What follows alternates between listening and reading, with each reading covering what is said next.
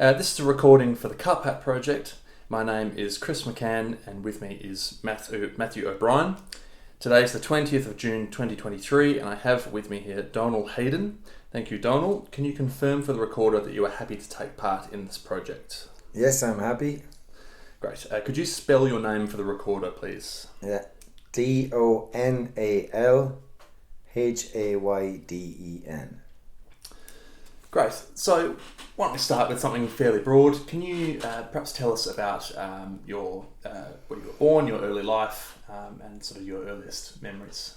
Okay, so I was born about 12 miles from Shillelagh in a place called The Gap, which is about 2 miles inside the Wexford border. So that's where we were born, and that's where I was born, and I lived there on my parents' dairy farm. And my uncle, who will be important to this story later on, he lived with us when I was growing up. So I suppose to go further back, my uncle and my father were born in Kildare, and when they were in their early teens, one of their uncles died on their mother's farm, which is my home farm now. So one of them had to go down and help the other uncle with the farm, as was that day. You know, you send down your eldest. So my father went down, I'd say when he was about 12. And then, I'd say by the time he was 16 or 17, the other uncle had died on that farm. So my uncle had to go down and help him. He's the younger brother. So the start of the story is in The Gap. Two teenage lads from Kildare have this farm, and that they ended up becoming a dairy farm, and they worked really hard and they did really well. So I was born there in 1981, and I suppose my earliest memories is just there were 6 of us in the family, and we all lived on the farm. We all lived together, worked together. My uncle lived with us, so every evening I remember being, 3 or 4, and the lads would come up from the farm in the evening, and they'd have their places on. They'd have the big dinner, then they'd have their places on the couch to watch their telly or whatever, RT1, RT2. The fire would be lit. My uncle would sit down. He'd be on the 2-seater. I'd jump in beside him, every evening, and the fire, and you'd be asleep in about, half an hour, but you'd be, that's sort of my earliest memories. And then just growing up on the farm,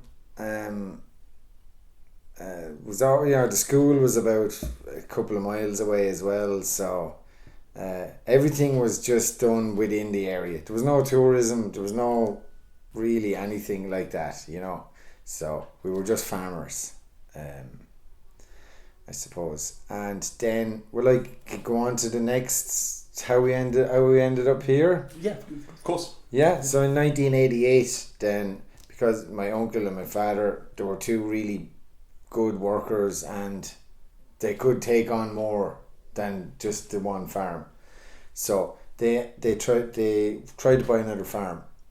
So they came up to this came up for sale, and they came up to buy it off a woman called Mrs. Brown. Mrs. Brown was actually, her father owned TK Orange, TK Taylor Keith. So so when they came up to buy this was to buy this for John to live in and farm here, to split the wealth, and or to split the work between 2 farms. And it was overgrown, derelict. We'll see what it looks like now if you take a few photos for the interview's sake. You'll see how different it is now. And in the middle of the courtyard there was a steel shed, a 5-span steel shed with cattle in it. The house was derelict. One guy actually came up to deliver takeaway cattle, and he goes, because we had cattle here, and John did up a couple of rooms in the main house. There was a fire in the bedroom, like a fireplace to light, and your man came to take the cattle in the lorry, and he said to John he wouldn't sleep here if someone offered him £1,000, because it seemed like an old haunted derelict house. So John anyway lived here And yeah, it was mad. Like the people that lived here before were hoarders. Not, I wouldn't say hoarders, but they just had accumulated loads of stuff over time. Like there was 2 boats at the top of the yard. You know what I mean? That kind of stuff. All the sheds were full of things. So we came up here in 1988. I was 7, and there's a picture of me and my mother on the first day with actually some sort of a bat I had found. See that bat? Like I had that. I carried that around with me for. It was like this. It was a softball bat. So that the attics were full of loads of old toys and everything, and yeah. So that's how John would have been 44 when he came here first. My Uncle John, in 1988, and then for 12 years, would have sheep farmed. And sheep farming wasn't a very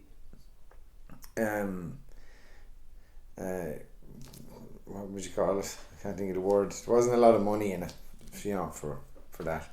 And but anyway, John worked hard and tipped away, and then in 98 or that, they were building, or probably before 98, they were building a factory in Shillelagh, a Kerry Foods factory, and they needed places for builders to live, to stay while they were working. So they approached John. They knew he lived up in a house up here and there was plenty of rooms. So they said, would he be able to take in a few electricians? So John did up a few of the rooms in this house actually and made them nice and livable in. So the electricians end up coming and staying here. And so after about 2 years of that, John had actually made more, realised that there's good money in accommodation and he could make more money than sheep farming. And long story, I'm not getting it all right, because this time I was in my 20s, I was in college, I was in different parts of the world, so I don't, all the dates mightn't exactly be correct. When after that, in 2000, the 2 houses at the top of the yard he started working on, because he had made a bit of money from the people staying here, and he developed those first 2 houses in 2000, and he got his first holidaymakers in there.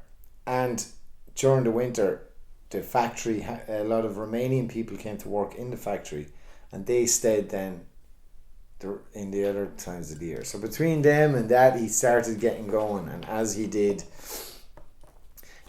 one place up, he waited a bit of time, made a bit of money off that, did another place, slowly developed the place at his own rate to what it is today. So I suppose, I don't know if you wanted all that information. I try to span a good period of time between sort of how this turned into tourist accommodation, from our beginning. Yeah, well, I think we'll certainly come back a little bit later and ask some more questions, particularly more about the recent, actually the longer history of this property, if you know it at all, and also the more recent stuff. So we'll certainly come back to that. So you mentioned you would have been 7, if I'm correct, when this place was bought. So where were you going to school at that time? I would have been going to school 12 miles away in a place called Ballythomas. So that's in Wexford. That's just across the border in Wexford. Yeah. So just beside it's beside a place called the Gap. It would be known as, there's a pub there called the Gap. That's why everyone drives past it and they know the Gap pub. So yeah, that's where I was going to national school. And what was that like for you? It was great. Yeah, it was simple. There was like 7 people in my class. So we had the biggest class in the school. So I think there was like 42 people in the school. And it was about 2 miles, about a mile and a half to home. So apparently my sister used to carry me home because he used to complain about the sore feet or something. But anyway, yeah. So yeah, that was great. I mean, it was growing up in rural Ireland. It was, having a big family helped, but it was quiet enough. And what sort of activities would you do when you were a child? Maybe even a little bit older, your early teens, that sort of time. What would you be up to? Maybe mainly Gaelic football and hurling, because the GA is good in communities like that. And do you know, I wanted to play soccer and stuff, and that you had to go into Gorey to do that. Like, that was a town, so you were just like, I wasn't probably till I was about 14 that my father was like, right, I'll take you into Gorey to play soccer. Like, and by then I was kind of like nearly too late. Like, I was playing with lads I've been playing since they were 3. So yeah, local GA, hurling and football. There was 2 other lads in my class. We would meet up before that, I suppose. I don't know, around like just say earliest days.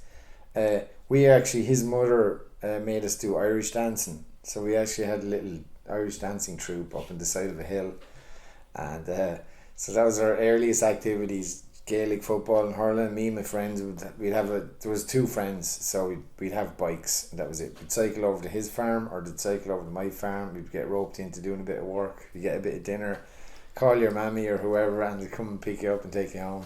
That was about it. It wasn't too exciting. And then probably when I was about 12, I started playing guitar. Now music. There was my sister brought back some French exchange student. He was this really cool guy, and there was a guitar in the attic that my brother used to play, but played for about a month. And then it was 20 years later, this French lad was staying with us, and he took it down, and he played Nirvana, Smells Like Teen Spirit on it, and I was like, wow, this is so cool. Show me how to do that. So he showed me how to do that. So then I was like, on a farm, like early teens, you either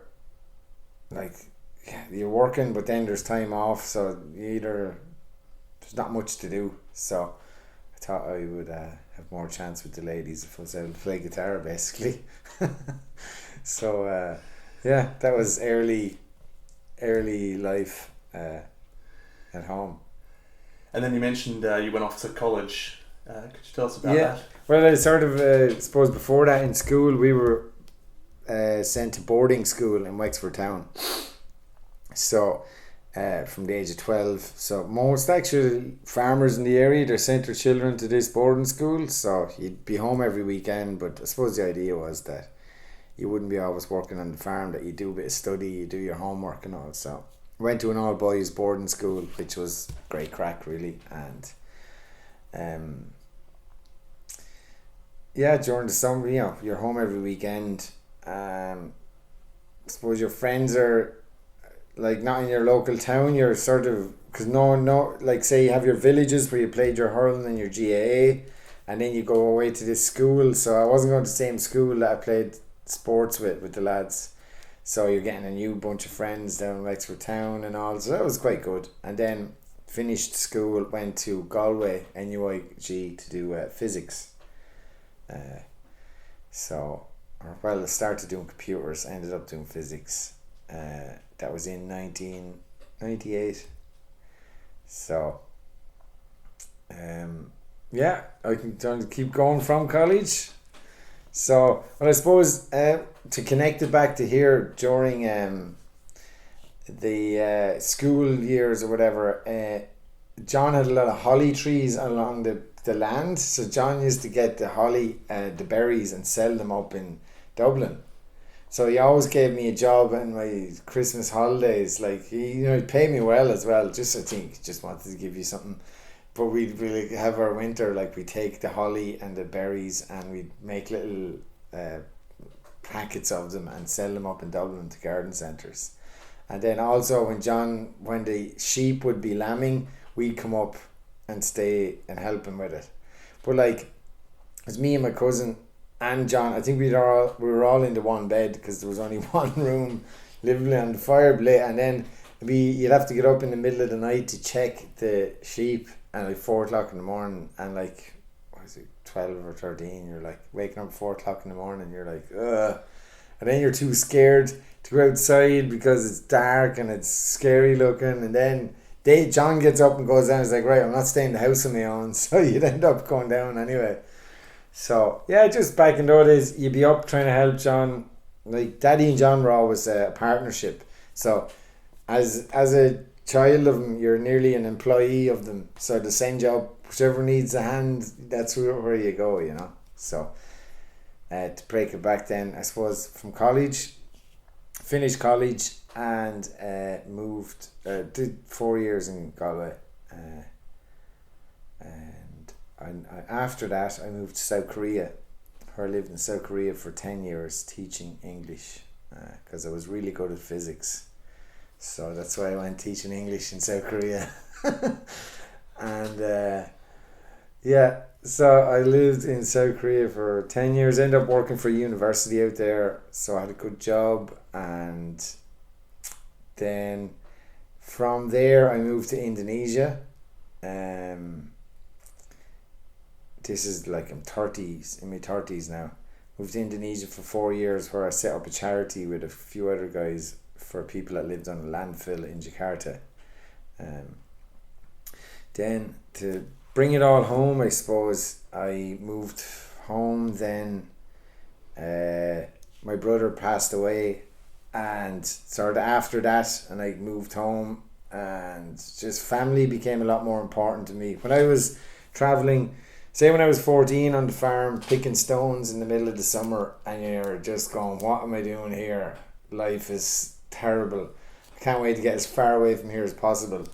And then you go away and you travel the world and live the life you think you wanted to live, but eventually you kind of, home is where the heart is, and you move home and you just want to be around your uncles, your parents getting older. And around that time my uncle got diagnosed with Parkinson's, so he was here by himself. No, not exactly by himself, he's got a partner, Mary, but like no children or anything, so he was always like a second father to us, really. So at that time that came up that, you know, he needed help as well with the things. So I was like, okay, I can give him a hand and do my masters in UCD and do my project on the dump. And long story short, after a few years I realised I was, you know, how more important that was, that I was here and working here, and I enjoyed it more. And then my brother passed away, and I didn't really want to leave my family again and live in a different part of the world, you know. I felt it was more important to be around here. So that's a long brief history of everything. When you came back from those years overseas, had you noticed any change? What was similar? What was different about this area when you came back? You see, I didn't know this area when I was in my teens and 20s because it was too cool. Shillelagh was just this backward place, you know what I mean? It's like, it always seemed, Wexford people always think that they're like from like the Riviera, and Wicklow people are like from, you know, the back of a hill. But so my conceptions of Shillelagh really only formed when I lived here, when I moved up here. And so what I thought Shillelagh was all my life is completely different to what it actually is.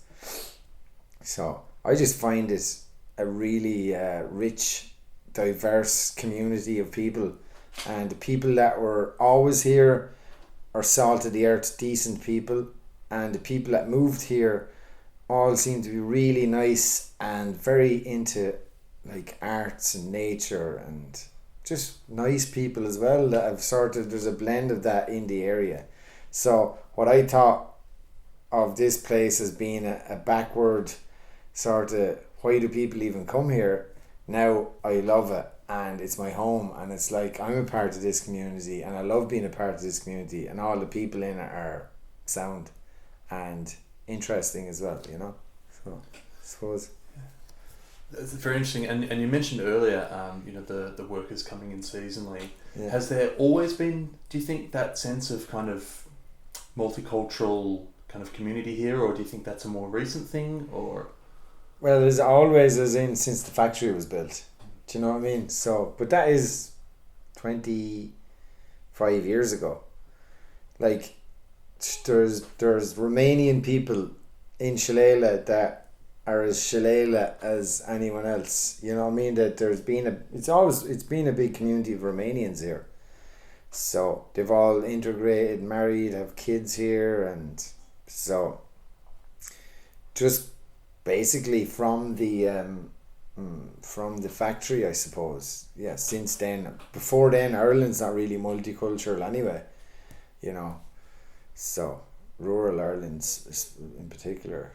So, but like places like Tillyhealy, like they've always been pretty cool anyway. Like Tillyhealy was always known as an artistic hub in the area, or you know, you'd hear of someone's living there, like Sinead O'Connor, or someone was writing a book there or something. They always lived in Tinnahealy, which isn't too far away. But yeah, multicultural probably since the factory. So.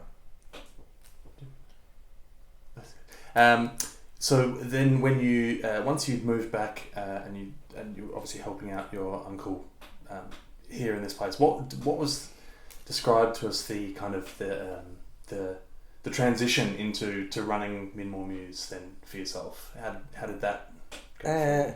Basically, the transition was I came back at 34 years of age. I ran a hostel in Jakarta, and a successful hostel in Jakarta. So I thought I knew everything. And so I came back, I knew everything, and I was going to do all online and everything, and my Uncle John was like, you know, nothing.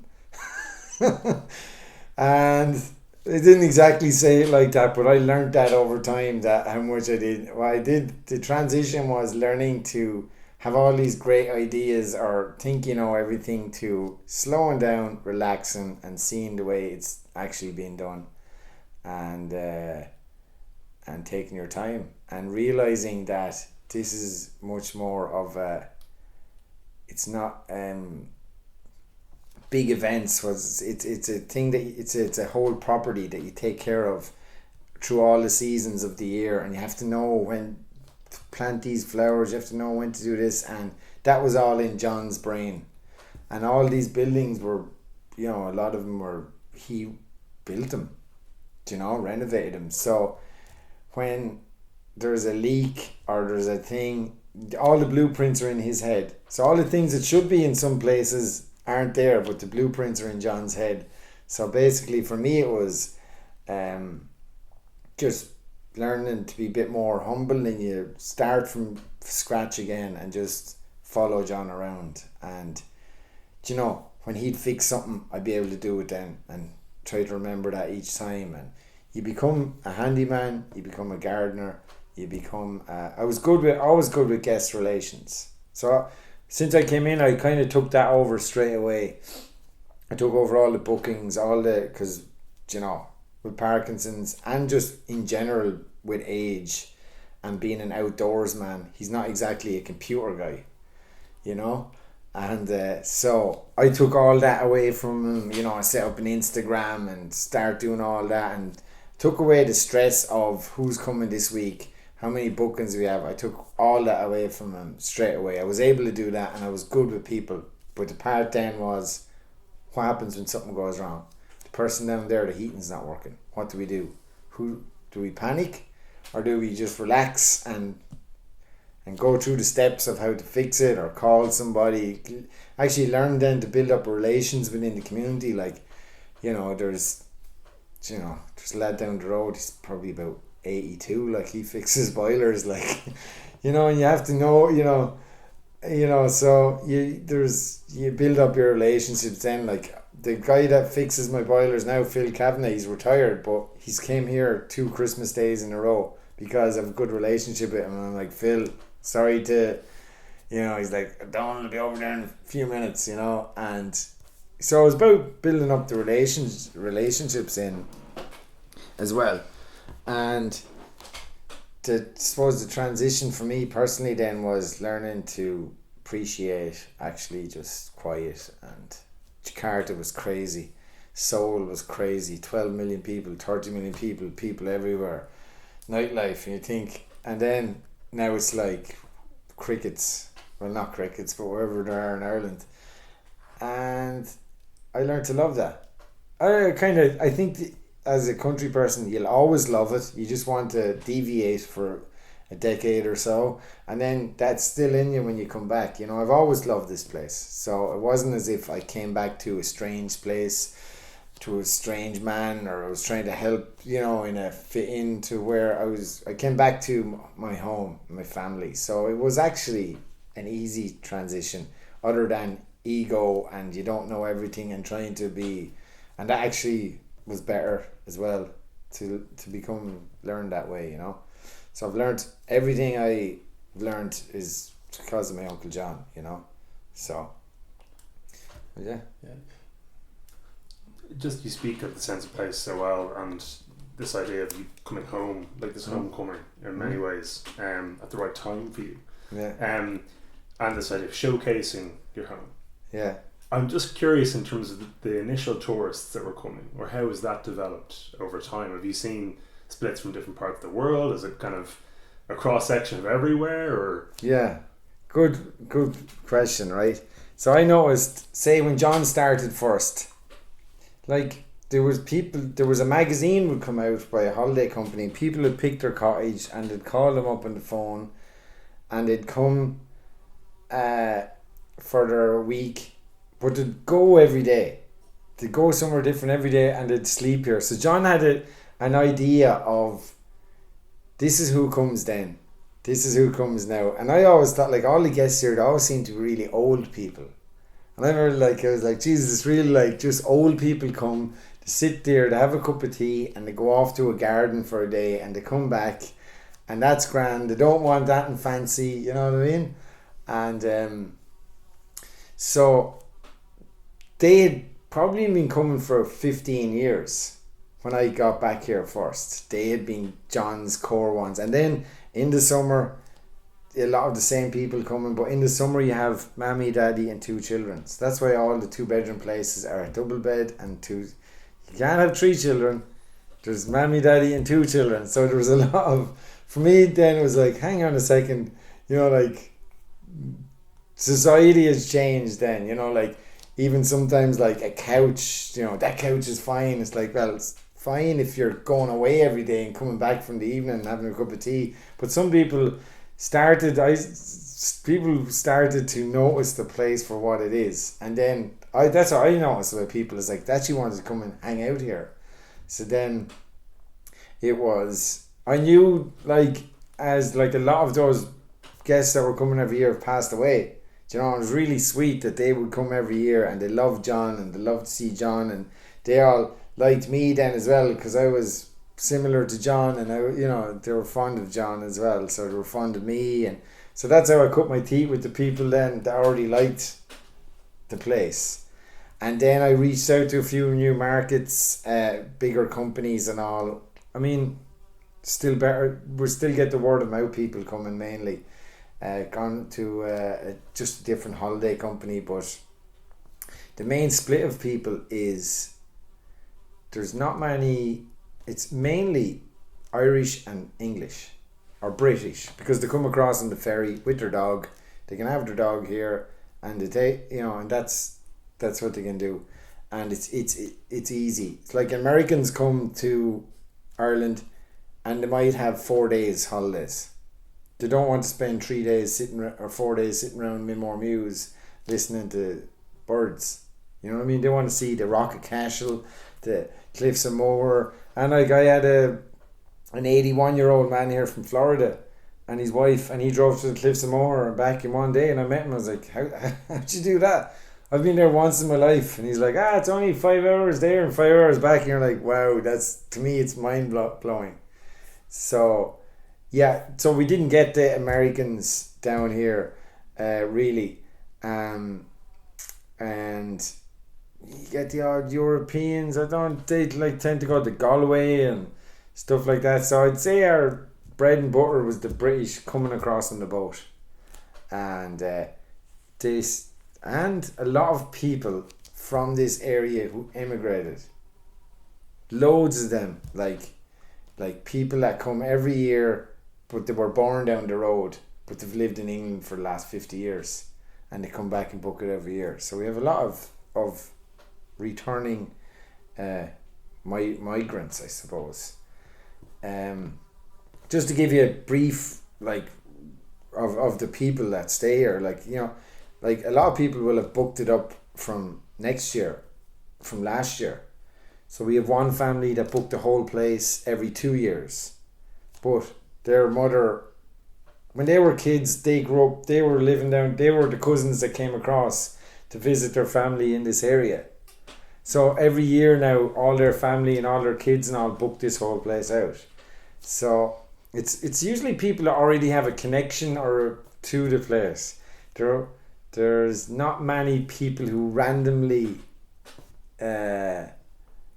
come here from Texas. You know what I mean? So this, I suppose it depends on that's basically what I've noticed now.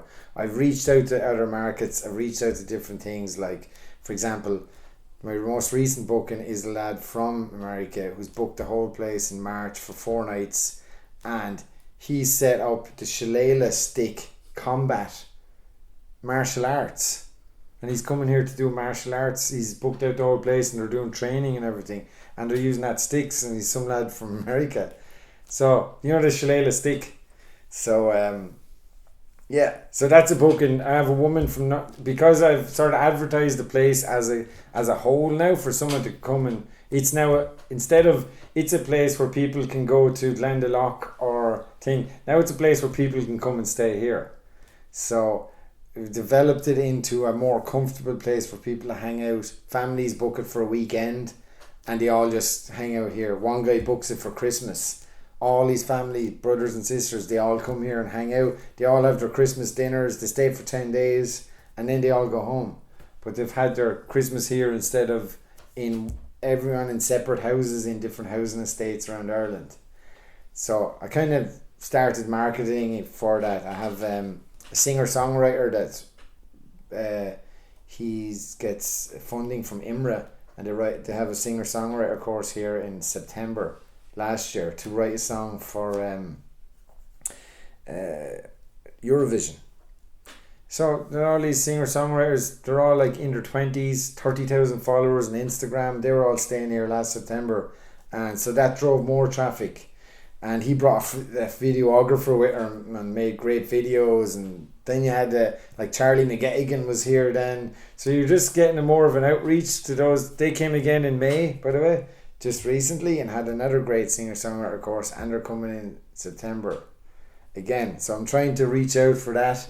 And then randomly a woman from South Carolina or North Carolina has booked 4 days. She's a medium, and she's bringing 10 women from North Carolina to do like a medium course here, and they're going to, and then she asked me, she's like, oh, what can we do there? And she was like, do you know anyone that does sound bells healing? And I was like, no, but actually I know someone to do it. So I asked my friend who's into all that, and she's like, yeah, I know 2 people that do it. So I was able to help this woman through local people. I was like, why don't you do forest bathing? Because there was a girl in CUPHAT, actually, and one of the things I was at, and her business is forest bathing. So you sit in a forest and it's like you bathe in the atmosphere, I suppose. So now she's contacted her and she's going to do that. So at the start she just reached out looking for a place as a medium to hold this course, and now through conversations and all and hooking her up with other people, they're going to be doing a thing in Glendalough where they're getting a guided tour from maybe someone from CUPHAT as well, and then they're going to be doing meditating and all this different types of yoga. And so yeah, I don't know if that is your question, but I suppose I've noticed since I came here, it's the old people having their tea and biscuit in the middle of the day and having their set routine and being happy, to the younger, cooler, hipper crowd that I suppose I've brought in. And maybe just, I don't know if I went out and grabbed them and brought them in, but by developing it into place that I'd like to hang out in, like more comfortable chairs and more up-to-date bathrooms, renovating things just a little bit. Now I'm getting more of people that want to actually just come and hang out here, so they want to sit in, there's 5 acres of gardens, people that drive to a garden 20 minutes away, or they'd want to go to Kilkenny, and it's like you could go to Kilkenny. It's a city like any other city, or you could just sit there and listen to the birds. You're in rural Wicklow now. It's like, I think it'd be really cool for an American to come and chill out here, for example. Because like I've travelled around the world, and you're in some village in Cambodia and you're sitting there and there's monkeys in the trees, and it's like I could sit there for days. I don't need to go to the hot spot. It's just like this is the cool thing. And like the trees out there they were planted 200 years ago by the forester of Coolatin. So you have 200-year-old oak trees, and this is actually a bit of an arboretum because he planted loads of different types of trees because he had that luxury.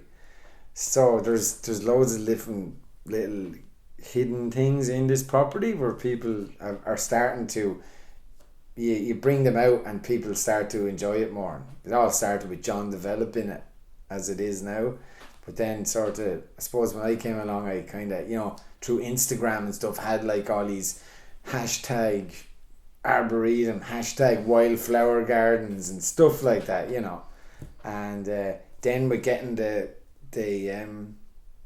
singer-songwriters in that, like I said, they'd all had 30,000 followers, and they're all like young hip people, and they were all like, I'm here, Minmore Muse, doing their videos, and yeah, so it's kind of it's not snowballing, but it's moving in that direction in a good way. I don't like snowballs. I prefer just an organic. I still like it being a bit of a hidden gem, and I like when people come here, they're surprised that it exists and they haven't heard about it before. I've even had people from around here book their family in, and then when they come in to pay or see they're like, geez, I didn't know this place was here. It's amazing. So I still like that surprise, so hope that answers. Yeah, that's fascinating. I think you actually touched on a few things I was going to follow up with. Yeah. But I will follow up before I forget. Actually, you mentioned the Coolatin the connection here, and I've actually extensively studied the townland of Minmore on the old maps. But just in terms of this property's connection and location within Coolatin, is there anything you can tell us about that you might know? Or yeah, right. So if you've studied it extensively, you might know a bit more than I do. But what I'm going with is the same story that we were told by. Basically, I just think it was a big farm that was was rented by the Fitzwilliams. Rented this big farm to Hopkins, and they would have owned the hill. Like the bell out there would have been a worker's bell. They would have owned the hill and everything.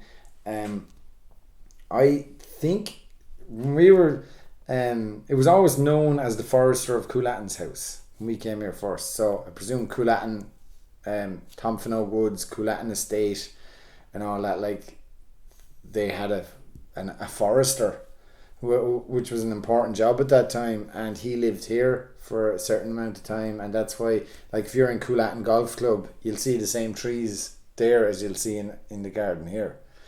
So, like, I haven't, like, you talk to a genealogist or someone, they know everything about it, everything, it's like, no, well, this guy lived here from this time to that time, and there's no sign of a forester of Coolatin at any time, so I don't know exactly, but what we were growing up, it was always like here that this was the forester of Coolatin's house. You have Hopkins Forge down the road. There's another house, Raheen Graney house. That was the vicar's house. So there's seems to be a lot of houses around here like this. Not a lot, but this house wasn't 10 a penny at the time, so it was a big house and it had workers. There's little doorways. Like my little apartment was the dairy. The one beside that was the kitchen. There was little doorways and walls where servants handed food into the people in the main house. So it wasn't just a regular guy's house. That's as much as I kind of know about it. But it would have been sort of all part of Coolatin Estate anyway. No, that's absolutely fascinating, actually, and because you can see the sort of this is clearly a big house. Yeah. That at one stage would have been almost like a self-contained village. That's a fascinating insight Well, like, into that. Yeah. there's a little house in the garden, and we call it the courthouse. And the folklore goes that it was actually a courthouse, and there used to be a travelling magistrate. So, he would have been in Shillelagh in the big courthouse, but he would have did little court cases. You would have heard people's things up here in the courthouse in the garden. So whether that's true or not, that's what we were told. So these would have been like, imagine like a hopping village at the time, I suppose, where and servants and sure there was servant lad living here in the 60s. There was a guy who used to sleep, Sean Bulmer was his name, and he was just a man from around the area that was always treated badly and worked very hard, and he used to sleep above long before my family came here, he used to sleep above the cows in the byre to keep himself warm. But he was that was 60s, 70s, So your family moved into this not long after the Fitzwilliams left the area. Would they have had any interest or knowledge around that before they moved in, or was that discovered later? My family known with not really. I mean, so we knew nothing about that growing up. Like, that was long gone before any, you know what I mean? Like, you would have had my grandparents, like that would have been great grandparents' time. So we don't really know much about it. Like back then, they would have lived in a farm in the south of Wexford, and my other family lived up in Wicklow. Like, there was no the degrees of separation was so. I didn't even know about the Fitzwilliams till a few years ago. Like, or think too much about it, other than old songs.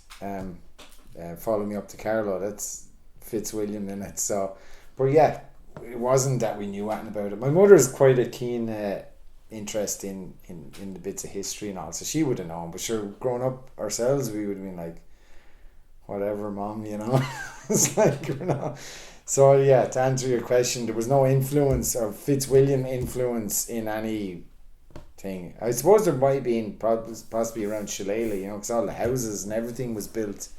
The whole village was basically built by it. And you see all the houses on the main street, and now they're all lovely houses. They were all built by Fitzwilliam. They were all worker houses. And the Cheshire Home, that was another big thing. So, but yeah, not that I experienced. It's still very interesting because you can see it coming up that main street. I'm going to return to something you mentioned earlier about when you were learning from your uncle, having come back and help take that kind of seasonality and the things he knew about the seasons. Yeah. Could you tell me maybe a bit more about that, about how life differs between the seasons? Yeah. Well, I suppose John worked since he was 7 or 8. He probably had a proper job, like. So, and it was always outdoors. He loves working outdoors. So he's always, being a farmer. Whereas when I was 7 and 8, it was like, let's get out of let's get into the house and turn on the telly. Do you know what I mean? And when I was 14, it's like, I did work with him, but it was reluctant. I'd rather have, at the time, I would have rather have grown up in a housing estate so I could go and hang out with mates and whatever. So, but he always had a love for all of this. Well, I did too, but I'm just explaining the difference, I suppose, between two of us growing up. And so yeah, you just, as a farmer, you learn. His whole life is built around the seasons. Your spring, your summer, your winter, your autumn, your winter. Like, you work, you make hay while the sun shines. Do you know what I mean? If it's bright there till 11 o'clock or 10 o'clock, you're probably out in it till 11 o'clock, and you're up early. And then in the winter, you're lighting the fire at 4 o'clock, and it's he'd be reluctantly going inside. But I I suppose the difference in seasons, to put it into the tourism thing as well. So like say peaks, your summer is your peak, and it's your peak in the garden, it's your peak in people staying here, weather, atmosphere, loads of people around, buzzing kind of a way. You get into your autumn then, and you know, like things slow down in the garden then because there's less growth and there's things actually the more I get into it, then you actually start planning your next year's garden. So even your old seeds and stuff you're taking up around that time. And yeah, like all the kids go back to school, so your family holidays are over. That's where you're trying to get maybe different streams of people, like, you know, like people who want to do a 5-day meditation course or a stick fighting course or a songwriting course.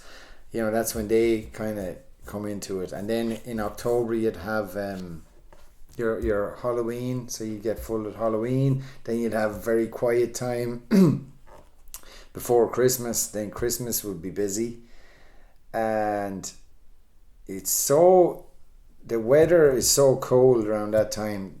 The houses are so hard to heat.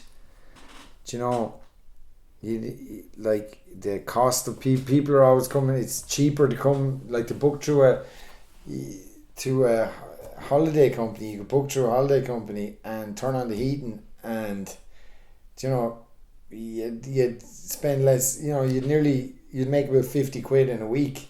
So sometimes you're better having a few places empty. So what I've started to do now is starting to use that time. It's like, right, you know what I'm going to do with that time? I'm going to go in, I'm going to paint this place, or I'm going to renovate this bathroom, because there's no point having it full then, because it's too cold, people are enjoying themselves, they're in at 4 o'clock in the day, the heating's on, they're harder to heat, the houses are old, and the heating system isn't exactly up to, you know, it's not great or whatever, it's fine, but it's just a time of the year that it's better to get in and prepare for the next year. So winter time is a lot like that. Maybe take a holiday somewhere sunny as well, just for your own mental health. My uncle goes to Lanzarote in February, and it just really, it's like the sun just, he comes back beaming. And I usually travel a bit in February as well, just like I said, for my own mental health. It's a long time in a winter in Ireland. Then you come around to March and your spring, and then then the garden's starting to kick off, and then you forget all about winter, and you're like, winter seemed like it was going to last forever, and then it's like, whoa, it's starting to kick off again. That would have been John's thing, you know, lambs would start, you know, you always have to stay ahead of the work, because the day comes then you have to have the work done before it rains, because then the crop could be destroyed, or, you know, so he had that in him always. So whereas I would be more relaxed and chilled out, he'd be like, no, we have to get this done today. And I was like, yeah, I could do it tomorrow. I was like, no, we can't. It's life and death. We have to do it today. So I've kind of taken on his way of because I like it. I like that way as well. So it's an important to stay ahead of your garden. The place looks, like, you look around the place, it looks beautiful. Without blowing my own trumpet, it's down to him that it looks beautiful, because the discipline in doing something every day, the thing that's not going to look great in a month's time, you wouldn't notice a month ago. But because you did it a month ago, it looks nice a month later with planting flowers and, you know, seeds and stuff like that. So that answer. And then I suppose, yeah, with the different types of people then coming, there's an influx of there's a lad who has gets a lot of people over to cut down Christmas trees in November, and he's always looking for a place to stay. So I'd often give him a couple of weeks, and he can book out a few places for his workers. You know, and that keeps people in it for a few weeks in November. You know, so it keeps something going in. There's always someone here booked some way. You know what I mean? It's very rare that the whole place would be empty at all. So, with all those people coming and going, so you've met some incredible people over the course of time here. Yeah, but you know, I suppose I've lived a life where I've travelled around the world as well, so I've met very interesting people. Quotes. to say the least, all over it. So at least the people that come here are more, they want, like for example, you don't get some mental people want to book this place and wreck the place or party, or people that are coming here want to come to Shillelagh. They want to come to a quiet place, so they're all birds of a feather, you know what I mean? So yeah, but like, I mean, I had a guy who's a Hollywood actor stay here, and like after about 3 days I had to go in, and like it was like, the sink was overflowing. He just had no idea how to like self cater. He's used to being catered to, and I was like, there was food on his thing. He was just like, it was like his son was 21 and he had loads of food all over his top, and I was like he needed a bib, or they'd walk out and they could leave the shower on. They're just not that used to ever catering. But like, he was an interesting guy, but complete lunatic. But like, he'd be walking around like, and he'd be doing this with his hands like he's making, I gotta make a movie here about JFK and you're going to be in it, and just this completely bizarre guy.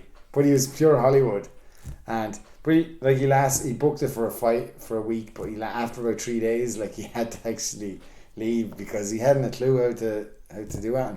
He kept asking me why the milk kept going off, and I was like, well, first of all, it's there in the open and the fridge is open, and so it's, but anyways, you meet all sorts of people. But what I'm saying is, that's an extreme of a that's a nice story I'd be telling my nieces and nephews, this lad stayed here and that happened or whatever. But in general, it's people that are very, like their privacy. Some people want you to be their friend for the week and want to chat with you and they want to find out and they're interested in the place. Some people want you to hand them a key and they'll see you at the end of the week. So you got to know who is what they want, but you pick up on people's feelings when you meet them, I always play on the side of, I'm there if you want me, I'm friendly, but if you need that, and just ask. But if you don't want that, and just, you're grand,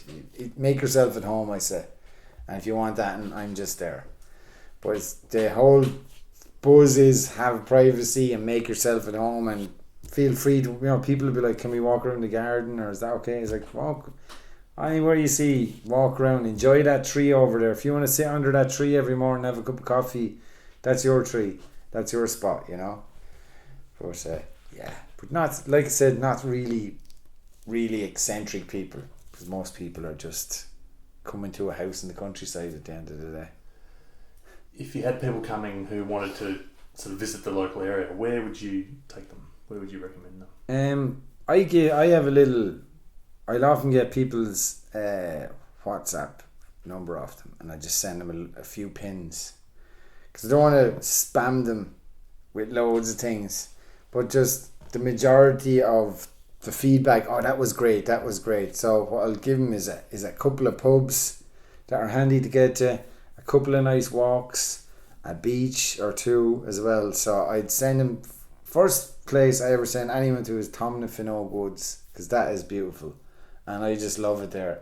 And I love walking around trees that are 600 years old, oak trees, and that green canopy. You see the nature down there is amazing, and it just makes me feel at peace. So I always say to people, you could go, I've been across the world, and the place 10 minutes down the road is one of the nicest places I've ever been. So that's what I say, and it's true.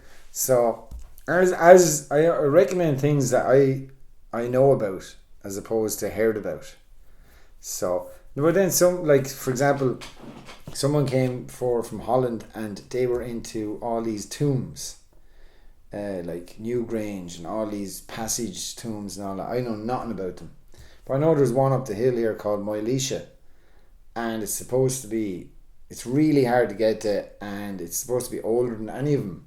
So I sent them up there, and they came back the next day and they said that out of all the places to visit in Ireland, that was the best one.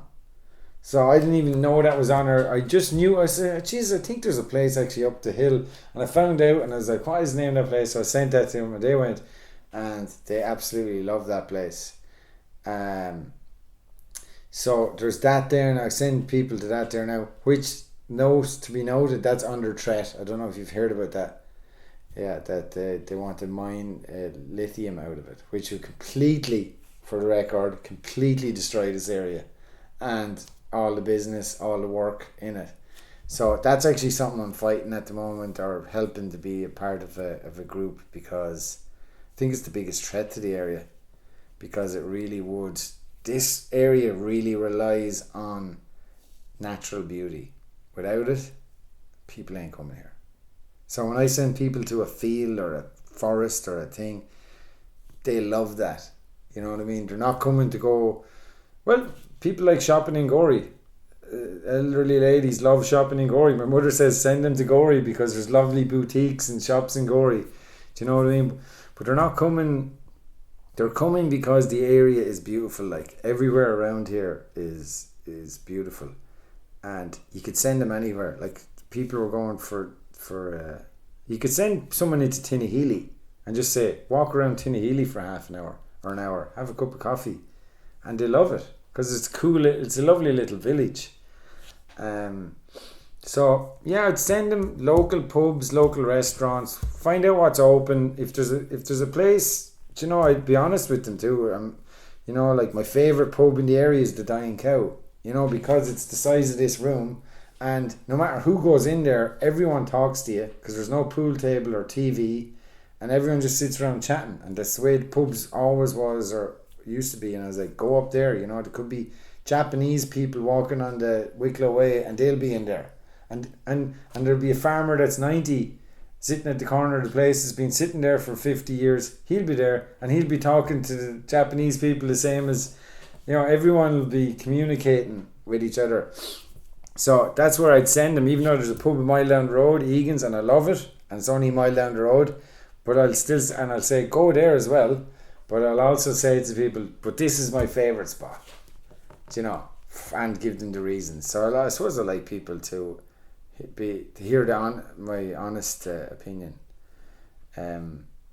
So yeah, and then I say, you know, there's a lot of areas I don't know as well. Like I've said, I'm only newish in this area, so I don't actually know all the great places. So if someone comes back to me and says this place is awesome, I'll be like, cool, I'll tell the next people. So yeah, I'm conscious of the time, so I might just ask a couple last questions. Yeah. Interesting that again you described yourself there as being new to the area. Mm-hmm. How would you describe that feeling coming back after the years away? Like, because obviously you were from this area, or near enough to this area originally. How does it feel any different to be back after being overseas? Is it a continuation of when you were here before? Well, so John bought this place in 1988. John is a blow-in still. You know what I mean? So I'm here 7 years now probably, and before that, you see, I lived across the border in Wexford. So when I played hurling football, I played against other people in Wexford. I never actually played against Shillelagh or anything, so I actually knew nobody here. So when I came back here first, I actually never went out around here. I knew Larry Egan's and stuff, but I didn't know anybody in the area because I didn't play against them in football, or I didn't have any. When I was up here helping John years ago, like I wasn't friends with any of the lads in the village or anything. So I came here actually as somebody who is connected to the area, but a blow-in, and it worked really well because people were like, "Who is this lad?" And then they're like, "Oh, geez, yeah, John Hayden's nephew." Oh, gee. Everyone likes John, so then they kind of automatically like you. They give you the benefit of the doubt straight away, even though you're a blow-in. So I get to kind of I get to be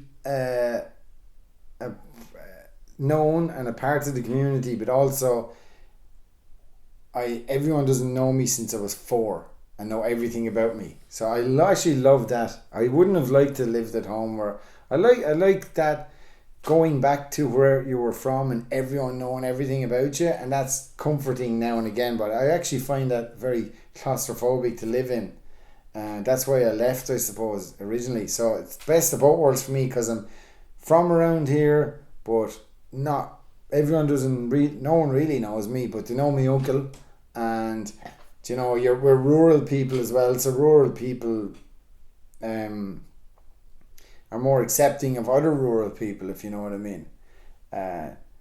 And so sort of the best of both worlds, and now I'm able to develop it's like night and day within 2 years ago. You talked to me 2 years ago and you talked to me today, it's night and day, because I made a few different friends in the last couple of years and they showed me a whole new part of this place. So before that I had locally friends and it was just in the village centric or just in the one pub or whatever, and then I ventured out and made a few other friends, and I know people on the side of this hill that the lads in the village that have been here for years don't know who they are at all. So I'm sort of a bridge, not that I'm giving myself any credit for anything, but I'm a bridge nearly towards the people that are the regular lads that have always lived here and the people that have come into the community. And you know, I'm sort of, I know both of them. I get on well with both of them. Whereas you have the ones that come in, have migrated into the community and they're kind of all friends with each other, and you have the people in the community that are all friends with each other, and some of them cross relate, but I'm sort of in the middle. I'm friends on both sides, and they're all, you know, it's a nice, like there's a woman, and Kieran, who's actually in the CUPHAT, he does concerts on this back of this hill here. So you have your little house concerts at the back of this hill, and I've started going to them for the last 6 months, and I'm talking to somebody, like they've been going on for 15 years, and there's people in the bottom of the road having a clue that there's been like, you know, Liam O'Main Lee, and there's been famous well-known people playing in a gig in a house on the back of a hill in Shillelagh, and they didn't know. So don't know if that answers your question, but yes, for me it's like like I'm not exactly from around here, but I'm cut from the same cloth as the people here, and they recognise me as somebody they know. I'm not a stranger, you know. So. And you mentioned actually earlier Tinahely and the kind of the artistic scene here, and then people staying here as well. Do you think there's something that maybe attracts a certain kind of like an artistic person in Liam and Winley, and is there something about this area that might attract that sort of person? Yeah, I think when it comes to scenery, peace, I think that's what like the singer-songwriters that said here, like a lot of them are recording music in their mother's basement in a housing estate in Dublin, and now they're coming here and there's hens and there's a garden and there's a big shed and they're playing in the shed, and their voice is bigger, and they're like, a lot of them are young guys that, like, one guy wrote a song about that red hen. That red hen had such an impact on this little kid from Dublin. He actually plays on Grafton Street, and he's got 30,000 followers, and all he wants to do is play with this hen. He'd swear he'd never seen a hen before in his life, but he's growing up in Dublin. He's only 18, so he was petting that hen all week. He ended up writing a song about her and everything. So I guess what it is that this area is very scenic and picturesque and beautiful, and we don't see it because we live here. But when somebody who lives in Dublin and wants to write a poem or a book or a song, and they want to go somewhere to do it, when they come here, they go, loads of people have driven in here and go, wow, this would be a great place to write a book, or this would be a great place to do this. So we don't see it because we live here and grew up in the countryside. We're like, it's just the countryside, but other people see it as something more. And in Tinahely, you have the Tinahely the courthouse arts, and that's funded, and that puts on good shows, and it's always supported by the people from Tinahely. Always went to all those artistic things, and if there was an art exhibition, they'd go to it. So it was well supported and well run. In the courthouse is well run. Like, they put on really good shows, and like I had interpretive dancers stayed here and they did a show there, and I brought a couple of my friends, and for the first 5 minutes we're like, what the hell is going on here? And by the end of it we're all nearly crying, going, geez, that was great. We didn't know what we'd watched. Do you know what I mean? A few farmer lads watching, like, I don't know, you know, it's interpretive dance, so you can imagine. But it was cool. But it was like we didn't know what we were experiencing, you know. But that's the area it is. Like, people are up for anything, really. But yeah, I think there's a certain amount of peace. Like in all my houses here, in all our houses, there's paintings on the walls of the views of the thing, and we didn't buy them, we didn't commission them. It's just people that stayed here that were artists, and they just paint all the time. They'd leave us a few behind each time, and they always leave us ones behind. So none in this house, but like in all the houses you look in, like there's a picture of a gate in a wall and this painting with the hens on it, and the people are like, oh, that's a nice painting, and I'm just like, look out your window, and they're like, oh, that's a painting of that, you know. So people are inspired when they're around here, I suppose, especially artists, because colours, the garden is like, John is a bit like an artist himself, my uncle, and this is like his canvas. So for me, the area in whole is just, it's beautiful, but for this part, it's just, I think it's the care that's gone into this place kind of inspires people. When you're out in the courtyard there and there's nothing but 400 swallows flying over your head and the sun's beating down, you're sitting there and it's so quiet, you know, it's, you have time with your thoughts. It's kind of, you can't help but be a bit artistic, you know. Now there's one last question I ask everyone, but before we get to that, is there anything we haven't discussed that you would like to? I'm happy, you know. I don't think, I suppose, not that not for us to discuss now, but I think it's very important, even maybe within this project, is there's some, the Moylisha Hill mining thing is really bad, and it really, everyone in CUPHAT, all the businesses you've met, all the people you've met, they're all going to be severely affected by this. All the farmers, everyone is going to be very, very affected by if this goes through.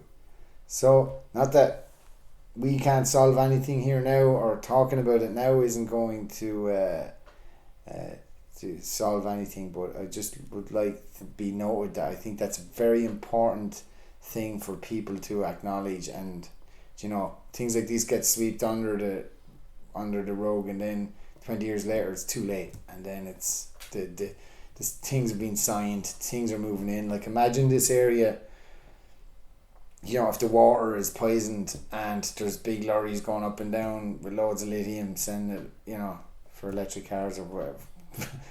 Doesn't matter about your politics, but just the area, it would be completely devastated. So I think that is one of the biggest threats to all the businesses that you've in CUPHAT at the moment, because that goes on the Wicklow way, it goes the length of it, you know, and farmers. So that is, I don't know if it's people talk about it that much or have brought it up, but I'd say that's one of the biggest threats to any businesses in this area going forward.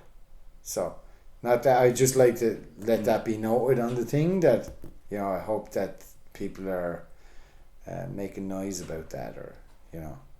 We've seen what can be achieved with the Tom the Finnog, actually, and I think Owen Lee was one of the artists who campaigned successfully to save that. So yeah, it's very much worth putting on the tape, because we can see now that Tom the Finnog is still there. Yeah, what can be achieved. Yeah, just imagine what it'd be like. You know, it'd be just like I suppose just making that place even more developed. Yeah. So it's too good for anyone to go near. They shouldn't go near any place that relies on nature to be a source of income, because that's our source of income. Like a mining job, nobody here needs mining jobs. Do you know what I mean? Nobody in Shillelagh. Everyone has jobs. Everyone has decent jobs that want it, and there's much more benefit to the area financially, holistically, everything, mental health for everyone in the area is to keep the area as it is, you know. So that's a thing that we're fighting at the moment anyway. So I mean, sometimes you just wonder, it's like, who's running this show? You know what I mean? Whose idea is this? Like, it's like, let's cut down Tom Finogue Woods next, you know what I mean? Sure, it's only a few trees, you know, and it's like, think what Tom Finogue does for a whole community. People go there for their mental health, their physical health. People come to see it. People, you know, there's animals reborn there. There's red squirrels. There's kingfishers. You know, but sure, cut it down. Sure, it's only we'll use the wood for something. Then you take that away from an area. Like, if I wasn't able to tell people to go to Tom Finogue Woods, I'd be kind of stuck what to do around here. It's like, sure, go to the next town over. Go up to Glendalough. There's something nice up there. Do you know, whereas the thing that's nice is 10 minutes away. The nicest thing is 10 minutes away. And so, yeah. So we might just finish with sort of ask this to everyone, that if you could encapsulate in one sort of sentence, one thought, one paragraph, what it means to you to live in this area. Okay. Oh. You should have prepped me for this. Okay, for me, it encapsulates, see, for me, this is family, community, home. That's the real thing. Is like, for me, it's full circle. Like, I was here when I was 8 and this is all derelict, do you know, and I seen all the work. Like, when people come and stay and there's like, oh, there's a spider web in the corner, do you know what I mean? You kind of really want to tell them to leave. And it's like, look, at there's spider webs in corners everywhere. It's like, you know, or they could stay and it's like, oh, the decor is a bit dated. You're in their reviews and you're just kind of like, what about the 5 acres of gardens? What about the old man bent over in the yard that broke his back, building this beautiful stone place? So for me, that's what it is. It's love. My uncle poured love and hard work into this, and that's what I see in it. So when people come here, I make sure they know that. You know what I mean? If somebody is, you know, not that there's that many complaints, there used to be a lot more, there's a lot less now, but if there is, I'd always walk around and be like, geez, look, this was all derelict until that old man there started pulling stones out of a field to build it up. You know what I mean? There's a lot more to this place than there's not many channels on the telly. You know what I mean?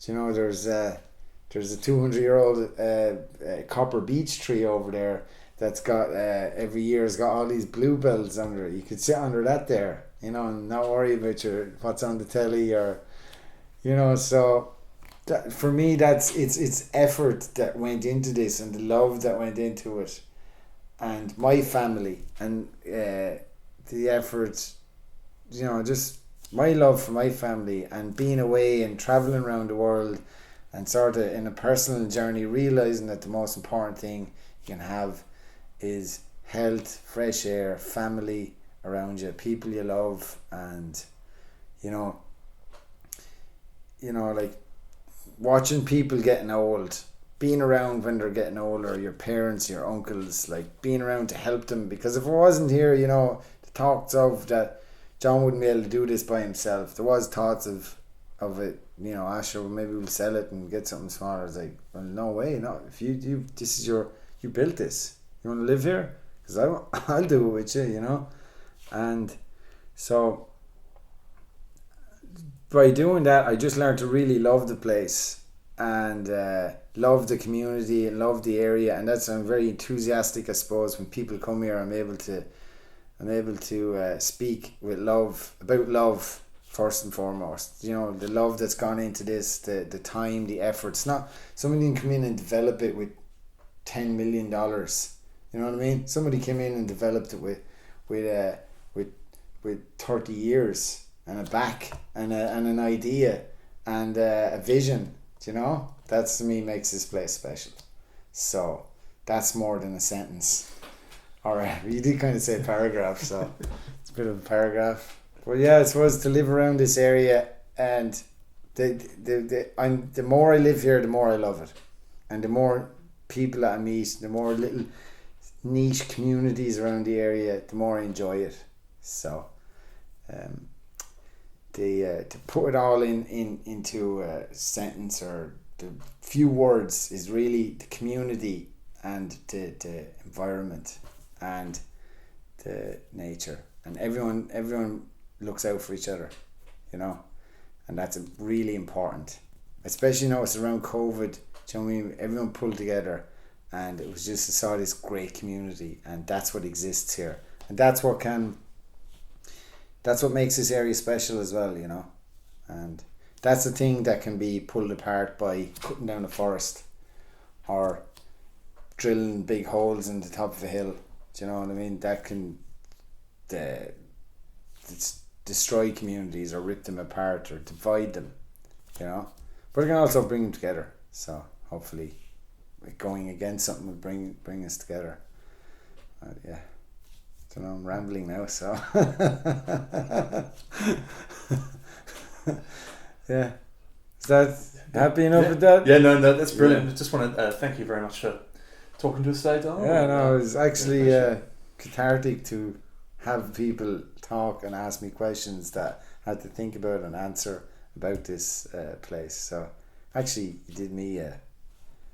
I feel great after that, because you know, you never actually, you go trudge through your day-to-day things, and you often forget the whole reason behind the reason you do all these things every day. And you know, so it's nice to get reminded and asked in such a good way. You know, good interview there, so it's nice to get, you know, like that. So I appreciate it. So thank you guys.